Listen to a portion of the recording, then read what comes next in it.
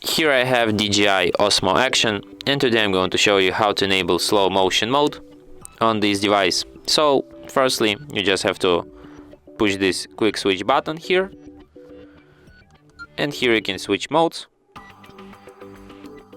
and here you have to just find this mode slow motion, and now you can for example record videos in slow motion. You can also change its speed here, 4x or 8x, and here you can change its resolution. And just like this, you can start filming things in slow motion.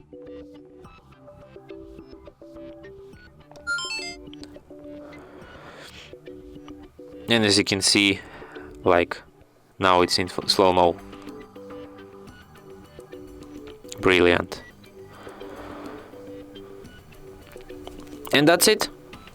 Thanks for watching.